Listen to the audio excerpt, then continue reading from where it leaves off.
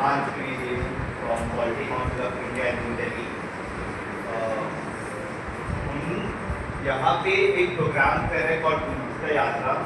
हमारे बोर्ड है NABH, उसके लिए आप लोग ने किसी ने भी NABH का नाम सुना है? क्या करता है वो, क्यों है, उसके बारे में कोई कुछ कहना चाहेगा? NABH का फुल फॉर्म क्या है?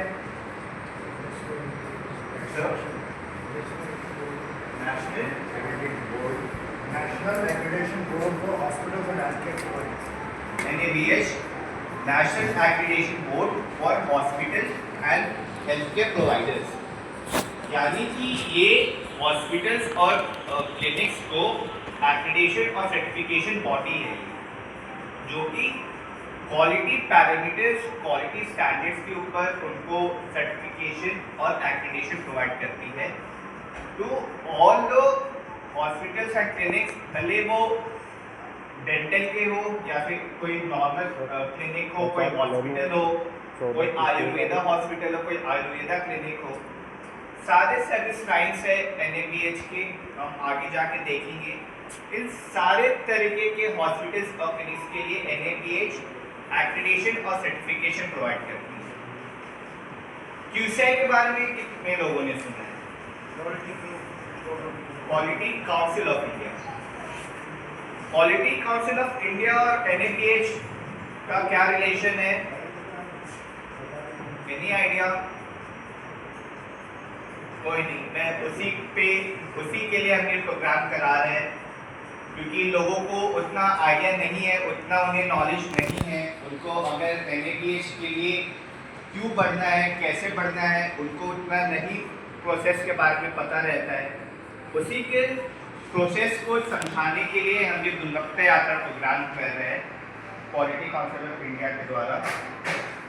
तो क्वालिटी काउंसिल ऑफ इंडिया के बारे में मैं पहले बताना चाहूँगा।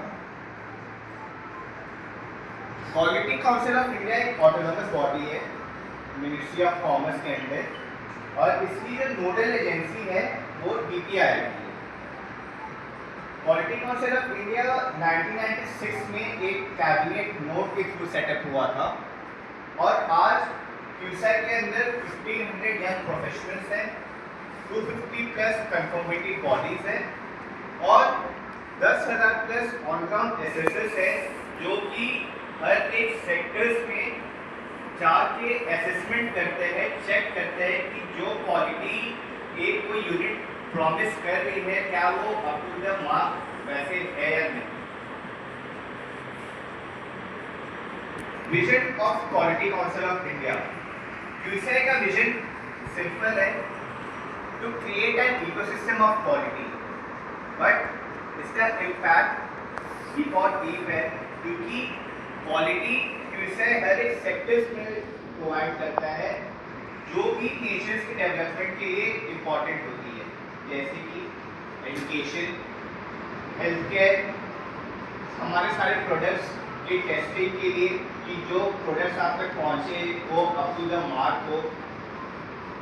उसके बाद जो सर्टिफिकेशन आपको मिलती है उसके लिए, और कई सारे मिनिस्ट्रीज के साथ भी QCI काम कर चुकी है, वो आगे स्लाइड्स में कवर करेंगे।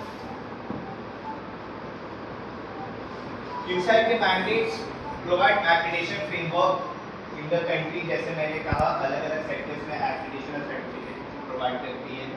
स्प्रेड क्वालिटी मूवमेंट जैसे प्रोग्राम कराती है क्वालिटी के ऊपर, जैसे ये गुणवत्ता यात्रा है, फिर क्वालिटी मैनेजर है, POI है प्रोग्राम ऑफ इम्प्लीमेंटेशन, क्वालिटी, फिर ऐसे करके कि क्वालिटी की तो बहुत सारे प्रोग्राम QCI कंडक्ट कराती है।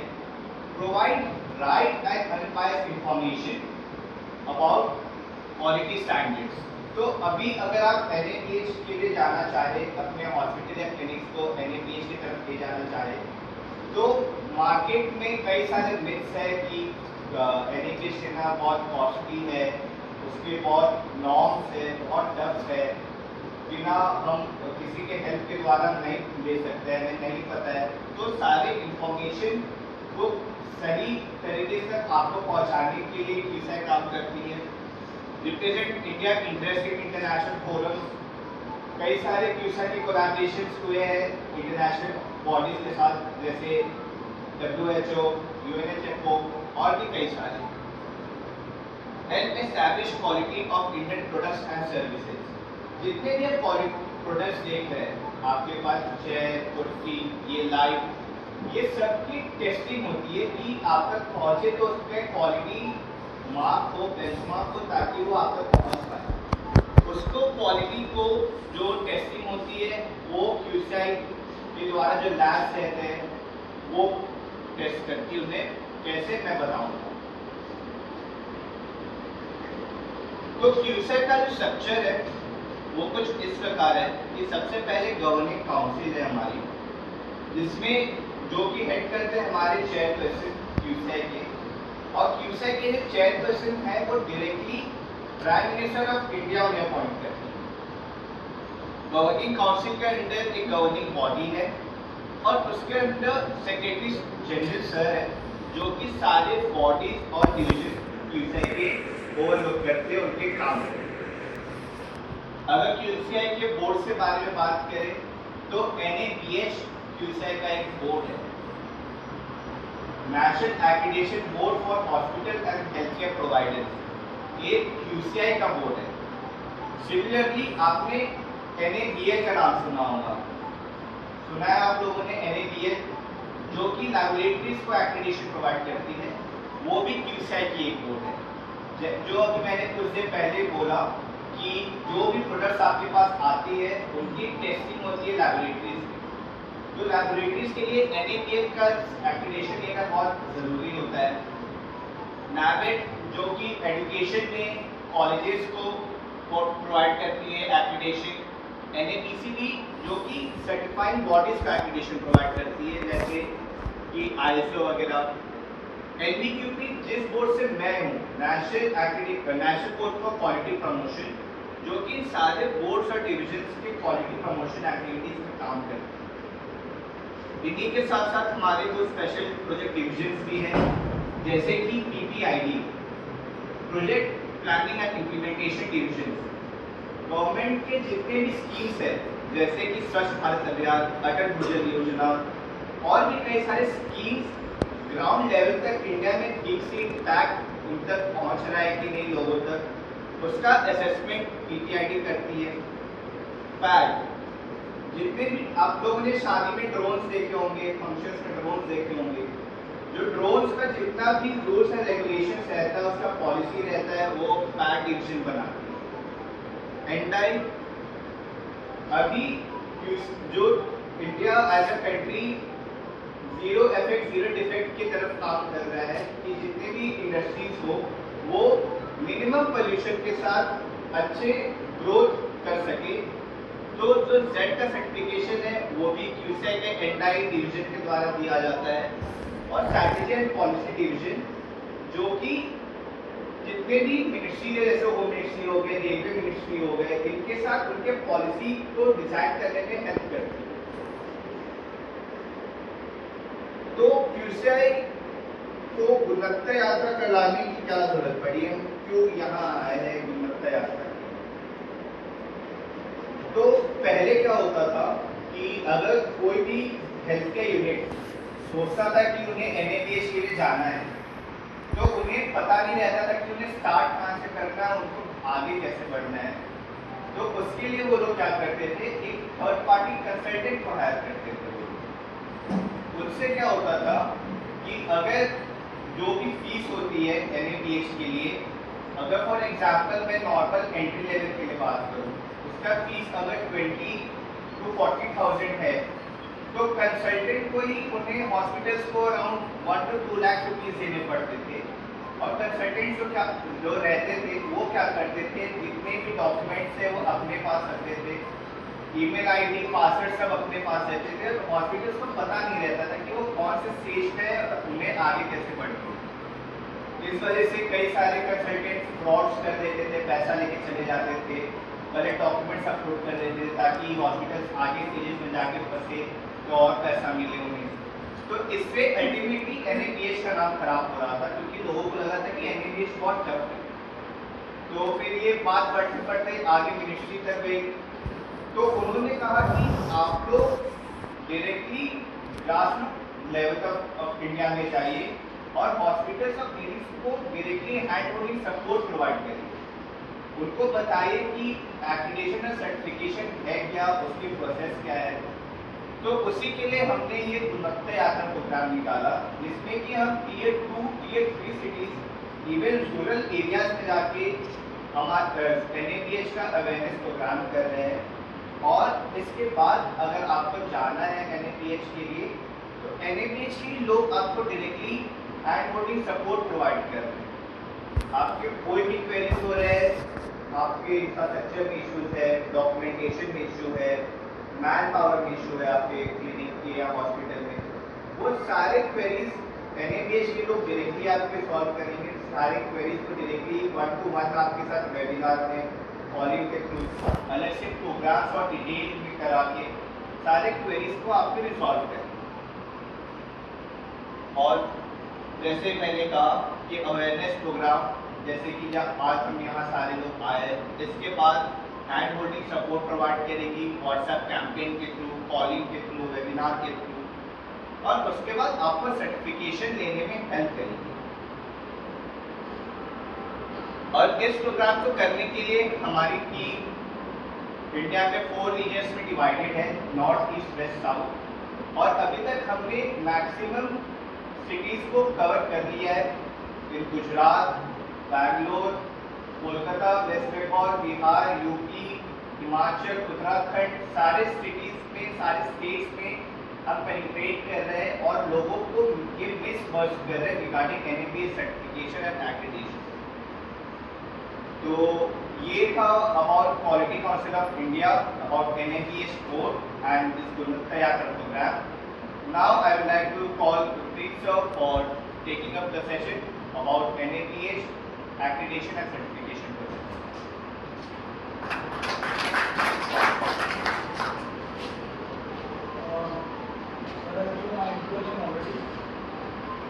पहले I want to thanks to QCI and NABH secretary to give me opportunity to stand here in between you, ताकि हम आपको गुणवत्ता यात्रा के बारे में, NABH accreditation सर्टिफिकेशन प्रोग्राम के बारे में थोड़ा अच्छे से समझा पाएँ, उसके बारे में आपके अंदर अवेयरनेस क्रिएट कर पाएँ, ताकि आप लोगों को किसी भी तरह की गलत ऐसे हम कंसल्टेशन में ना जाना पड़े। तो सर ने बड़े अच्छे से डीपली बहुत अच्छे डीप किया अपना कहानी वो डॉक्यूमेंटेशन के बारे में बात किया हमने, तो हम पहले वहाँ से स्टार्ट करते हैं। सर ने बताया कि वो ब्रीफ दे रहे डॉक्यूमेंटेशन के बारे में, नार्कोटिक्स के बारे में। Sir is into research also, so वो रिसर्च, वो नार्कोटिक्स या फिर कोई भी डॉक्यूमेंटेशन क्यों ज़रूरी है, राइट? तो वो डॉक्यूमेंटेशन ही है जो आप लोगों को लीगैलिटीज से बचाता है, राइट? एंड NABH की 2 line when I start the journey of quality, तो मैंने 2 लाइन सबसे पहले NABH के बारे में समझने के लिए 2 लाइन मैंने सीखा था, documentation what you do and do what you are documented. मतलब जो आप कर रहे हो उसको आप लिखो, और जो आपने लिखा है in the sense of policies, manual, उसको आप फॉलो करो। NABH किसी भी तरह का आपको नहीं फोर्स करता कि आप ये फॉलो करो या वो फॉलो करो। जब भी हम being an assessor, I am an assessor in NABH, जो इंस्पेक्शन वगैरह के लिए जाते हैं, तो हम आप लोगों से या किसी भी फैसिलिटी हॉस्पिटल से हम कहते हैं कि आप अपना पॉलिसी मैनुअल या SOP हमें दिखाइए, राइट? तो उसी पॉलिसी मैनुअल और SOPs के बेसिस पे हम आपके हॉस्पिटल्स का असेसमेंट करते हैं। तो हम तो आपके फैसिलिटी में, हॉस्पिटल में नए एज ए न्यू पर्सन जाते हैं, राइट? हमें नहीं पता कि आपके हॉस्पिटल में क्या अवेलेबिलिटी है, क्या नहीं है। आप अपने SOPs और मैनुअल के बारे में हमें बताते हैं कि हम अपने हॉस्पिटल में इन चीज़ों को फॉलो करते हैं और हम उसी का असेसमेंट करते हैं। उसके लिए NABH ने कुछ स्टैंडर्ड्स मेंटेन करे हैं, ठीक है, जो कि 10 चैप्टर में डिवाइडेड है। तो 10 चैप्टर आपके 5 चैप्टर पेशेंट ओरिएंटेड है, 5 चैप्टर आपके मैनेजमेंट ओरिएंटेड है। उसी 10 चैप्टर में जितने भी स्टैंडर्ड्स हैं, जितने भी एलिमेंट्स हैं, उसके बेसिस पे हम असेसमेंट करते हैं। तो आगे चल के आज अवेयरनेस के लिए आप लोग आए, तो डेफिनेटली श्योर कि आप आगे चल के सर्टिफिकेशन देने के लिए सोच रहे हैं, तभी आप यहाँ पर बैठ के NABH के बारे में समझने के लिए बैठे हुए, राइट? तो आगे जब भी आप NABH करवाने जाएंगे या जब भी आप स्टार्ट करते हैं जर्नी को, तो तो आप स्टैंडर्ड्स पहले गो थ्रू करिए अच्छे से, ठीक है, क्योंकि बाद में आगे हम लोग जाते हैं तो हमें पता होता है कि कई बार हॉस्पिटल्स ने एनएबीएच के लिए अप्लाई तो किया बट उनको स्टैंडर्ड्स उनके अच्छे से गो थ्रू नहीं कर रहे, राइट। सो अभी हम स्टार्ट करते हैं। So NABH it's a constituent board of quality council of India. 2005 में NABH was set in association with government of India in 2005, right. और 2006 में फर्स्ट एक्रेडिटेशन स्टैंडर्ड आया था, ठीक है, वो लॉन्च हुआ था 2006 में। तो बेसिकली सर एनएबीएच करवाने का फायदा क्या है? सर अभी आप नई डिस्कशन देंगे, इसमें बेनिफिट्स हैं, पेशेंट बेनिफिट, ऑर्गेनाइजेशन बेनिफिट और थर्ड पार्टी बेनिफिट, तो तीनों बेनिफिट्स हम आगे राइट। सो एनएबीएच का मैंडेट है प्रोपेगेशन, एडॉप्शन एंड एडहेरेंस, ठीक है। So the health care quality standard, मतलब आपको प्रोपेगेट करना है, मतलब क्वालिटी सिर्फ ऐसा नहीं है कि एक डॉक्टर अगर प्रैक्टिस कर रहा है तो उसी को ये सारे स्टैंडर्ड पता होना चाहिए। It should start from the lowest part of your facility, guard से लेकर के हायर मैनेजमेंट पार्टी तक उन सबको अच्छे से पता होना चाहिए कि वो अपना काम क्या करना है और कैसे कर रहे हैं, ठीक है। हम कई बार गार्ड के पास जाते हैं तो गार्ड को ये पता होना चाहिए कि आप जब अंदर जा रहे हो, मैं एज ए पेशेंट अगर किसी हॉस्पिटल में फैसिलिटी में जा रहा हूँ, कौन सी सुविधाएं उपलब्ध है कौन सी नहीं है, वो गार्ड को भली भांति परिचित होना चाहिए उसके बारे में, ठीक है।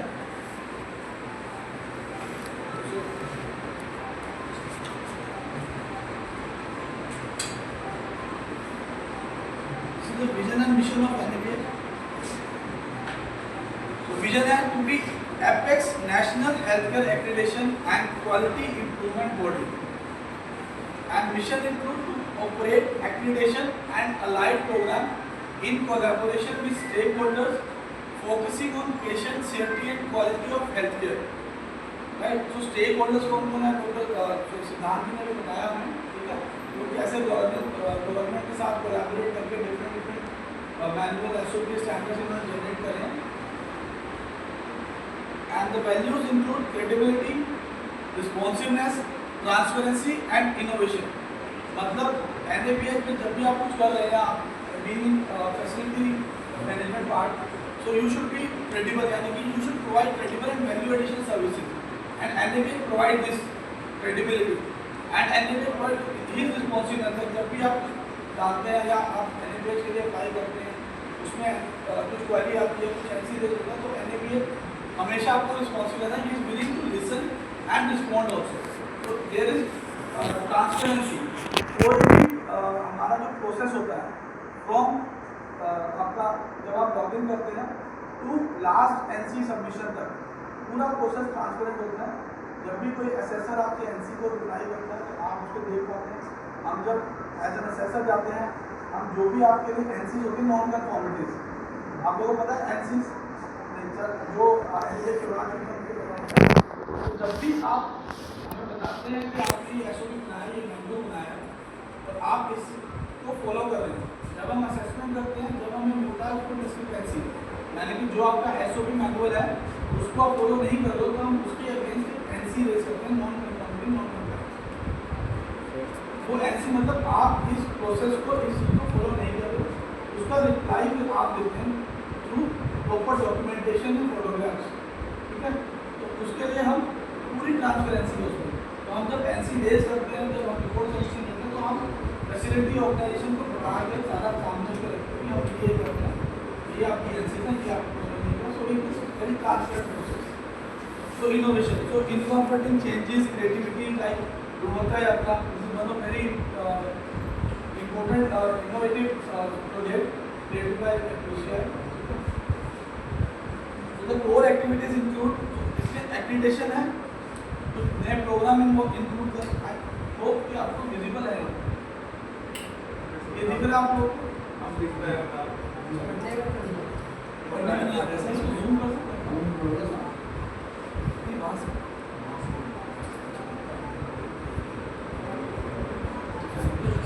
एक्टिवेशन करते हैं हॉस्पिटल्स का, हेल्थ केयर ऑर्गेनाइजेशन का, small health care organisation like less than 50 bed hospital, allopathic clinics का होता है, medical imaging services, eye care organisation, blood centres, ठीक है।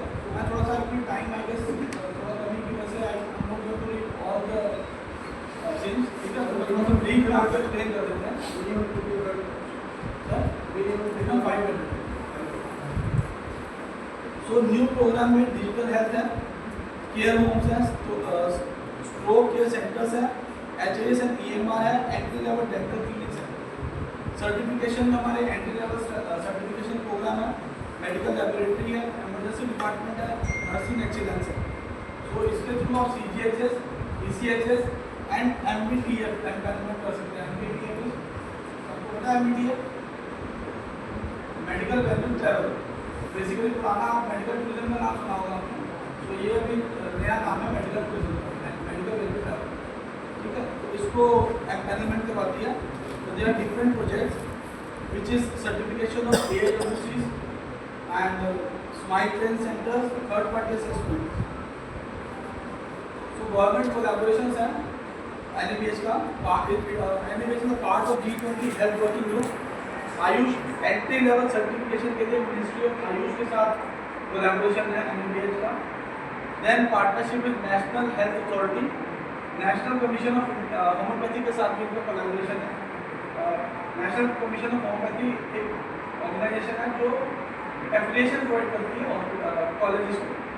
अभी उनके साथ कोलैबोरेट हुआ रिसेंटली, इसके साथ NABH स्ट्रक्चर एंड NCS से असेसर जाते हैं, लोगों के लिए एप्लीकेशन प्रोवाइड करते हैं हॉस्पिटल्स और कॉलेजेस। तो गैप एनालिसिस प्रोजेक्ट चला रहे हैं विद गवर्नमेंट हॉस्पिटल, RML और सफदरजंग के साथ। Then again medical value travel facilitated empanelment और हील इन इंडिया इनिशिएटिव।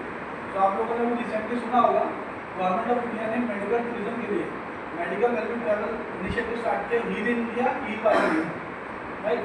तो अभी उससे आपको आप बेनिफिट पूछ रहे हैं, अगर आप ये सब एनवायरनमेंट हो पाएंगे तो you be able to do that medical tourism. Like आप बाहर से जो लोग आते हैं, ट्रैवल करते हैं, यहाँ पर आके ट्रीटमेंट करना चाहते हैं, उसके लिए आपको बेनिफिट मिलेगा। देन सर्टिफिकेशन जो प्रोग्राम है, आयुष के 3 प्रोग्राम बेसिकली चलते हैं। Ayush activation programme, application for panchakarma clinic and Ayush entry level certification programme. तो एक्टिवेशन प्रोग्राम में योगा, नेचुरोपैथी, यूनानी, सिद्धा, आयुर्वेदा एंड होम्योपैथी, आयुष के सारे सिस्टम्स आते हैं। देन पंचकर्मा क्लिनिक के लिए अलग से एक्टिवेशन का स्टैंडर्ड भी है। एंड आयुष सर्टिफिकेशन प्रोग्राम में Ayush entry level center for Ayush hospitals हैं, Ayush entry level centers for Ayush centers हैं and Ayush entry level centers under NAM for Ayushman Arogya Mandir and integrated Ayush hospitals, जो कि गवर्नमेंट पहले Ayush health and wellness centre के नाम से थे, अभी रिसेंटली उसको आयुष आरोग्य मंदिर कर दिया। ठीक है, हाँ, इंटीग्रेटेड आयुष हॉस्पिटल्स भी, लाइक कोई एलोपैथिक हॉस्पिटल है, उसके साथ में आप आयुष का कोई प्रोग्राम चल रहे हो, आयुष का हॉस्पिटल साथ में इंटीग्रेटेड, या आयुर्वेदा सिद्धा, होम्योपैथी सिद्धा, होम्योपैथी आयुर्वेदा, ये सब इंटीग्रेटेड है।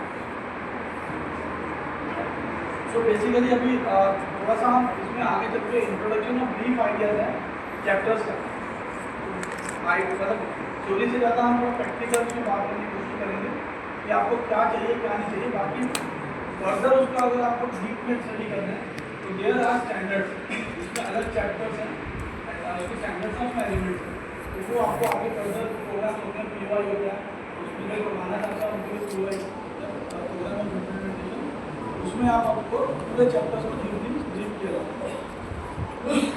देन आयुष के बारे में तो पता ही आपको, आयुष कंसिस्ट ऑफ आयुर्वेदा, योगा, सिद्धा, यूनानी and homeopathy.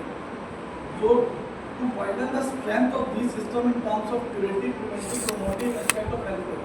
So basically Ayush as a system अगर हम बात करें, ठीक है, जिसमें सारे सिस्टम आते हैं, आयुर्वेदा, योगा, सिद्धा, होम्योपैथी।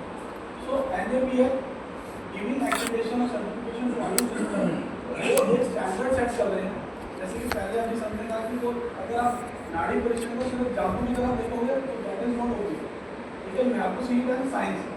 तो जब आप उस चीज़ को लीगली आप एविडेंस प्रोड्यूस करोगे फिजिकली, जब उसको डॉक्यूमेंटेशन में लाओगे, तभी आपका वो आगे चल के फ्यूचर में बेनिफिशियल होगा, ठीक है। तो उसके लिए डॉक्यूमेंटेशन बहुत ज़रूरी है। आयुष सिस्टम को बढ़ाने के लिए हम सबको ये स्टैंडर्ड्स को अपने हॉस्पिटल में लेना चाहिए, अपनाना चाहिए। आप NABH सोच रहे हैं या करवाने वाले हैं या आगे फ्यूचर में करवाएंगे, उससे ज़्यादा जरूरी है कि आप इसको अपने क्लिनिक में, हॉस्पिटल में, सारे स्टाफ के अंदर इसको होना चाहिए। ठीक है,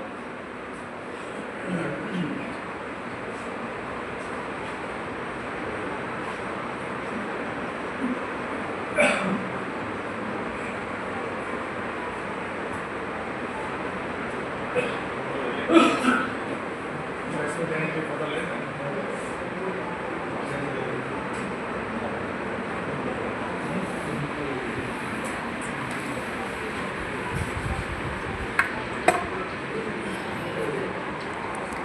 हेलो, आप किसी को कोई क्वेरी, कोई क्वेश्चन? सर मान लो पैरामीटर पूरे कर दिया हमने जिस एप्लीकेशन के लिए, वो हम एप्लीकेशन लगातार है, मतलब वो पैरामीटर हमने पूरे कर दिए आपके अकॉर्डिंग। उसके बाद किसी के पास बजट ना हो तो बजट के लिए क्या करेंगे? पहली बात तो हमारे अकॉर्डिंग नहीं, मैंने कहा ना, आप हमें बताइए कि आप ये SOP फॉलो करते हैं, आपका ये मैनुअल है, आपका हॉस्पिटल ऐसे ही करते हैं। ठीक है, बजट तो सर वो हॉस्पिटल के मैनेजमेंट का पार्ट है। ठीक है, नहीं, इसमें सर डे केयर ओपीडी में भी सर हमें पहले उसका मिल जाएगी। मान लो बजट ऐसे का आप कह रहे हो कि जो फीस स्ट्रक्चर बोल रहे हैं आप, हाँ नहीं फीस स्ट्रक्चर नहीं, मान लो किसी के पास बजट नहीं ना हो, डे केयर क्लिनिक है छोटा सा एक सेकंड, तो वो चाह रहा है वो पेड करना, तो उसके पास बजट नहीं, उसके लिए पूछ रहा है। वो तो सब मैनेजमेंट का पार्ट है। You have to bring some finances into your budget hospital. तो करते हो तो मैं ये ऐसा कुछ नहीं है, हम बस एश्योर करते हैं कि you are providing quality care to patient. ठीक है, आप पेशेंट को एक क्वालिटी केयर प्रोवाइड कर रहे हैं या नहीं कर रहे हैं, हम बस इतना देख कर रहे हैं। तो सर इसका फीचर मॉडल में बैठ रहा है सर, क्या मतलब अपना कर पाओ सर? नहीं, आपको अभी लगता है कि आपको फीचर छुपाने से फायदा है, बट एक दिन कभी गलती से कोई अगर लीगल इन्वॉल्व हो गया, वो आपके पास डॉक्यूमेंटेशन उस समय नहीं हुआ, that you will be in trouble. ठीक है, वो आज नहीं, कल नहीं, 4 5 10 साल बाद कभी भी हो सकता है। सर एक बात ये भी है, मान लो हमने ले लिया सेलेक्ट केस का, फिर उसके बाद हम उसके पूरे पैरामीटर पूरे ना कर पाए, सब कोई गाइडलाइन आपके पास भूल जाए, फिर आप अच्छी कर बोलो। हम हैंड होल्डिंग करेंगे ना, फॉल्ट फाइंडिंग नहीं, अच्छा अच्छा हम गलतियां नहीं निकालते हैं, हम हैंड होल्डिंग करेंगे, आपको बताएंगे, आपको सिखाएंगे। हमारी एनसीज जो हम रेज करते हैं वो ब्रीफली एक्सप्लेन करके रेज करते हैं कि आप इस चीज़ में लैग कर रहे हैं, आप ये चीज़ प्रोवाइड करा दीजिए, हम उसको ओके कर देंगे। इवन जब हम असेसमेंट में जाते हैं तो हम आपको हर चीज़ का एक्सप्लेनेशन भी देते हैं। अब ऐसा है ना सर, जैसे इंडिया जनरल इंस्पेक्टर है, मेडिकल स्टोर पे जाएगा, कितनी क्वालिटी का देगा, बेचने कैसे निकालता है उसकी कितनी है इसकी और ये वो लाइसेंसिंग क्लियर करना, आप क्लिनिकल एस्टैब्लिशमेंट एक्ट ले लो, ठीक है, आप फायर एनओसी ले लो, ठीक है, वो क्लियर करने के लिए बल्कि आपने सारा पूरा सब, जब तक आपका वो सर्टिफिकेशन नहीं है, आप खुद ही एप्लीकेशन अप्लाई करोगे, वो तो मैंडेट है। स्टैट्यूटरी डॉक्यूमेंट जितने भी होते हैं, स्टैट्यूटरी डॉक्यूमेंट में land lease agreement, fire NOC, physical establishment act, ये सब तो आपको चाहिए होता है। बजट चाहिए होता है, पैन कार्ड हम मांगते हैं ताकि हम आपका भी फाइनेंस बजट होता है वो देखें कि how you are managing your things, आप सैलरी से सर वही कह रहा हूँ सर, मैं कुछ इस वजह से फाइल हम अप्लाई करते हैं ना, तो इसमें बहुत सारी है ना प्रॉपर्टी जो पूरी क्लास होती है, फायर सेफ्टी वाले कैसे मांगते हैं बेटा दो भाई इसके जब आप फायर सेफ्टी हो जाएगी पहले एक बार चीजें वो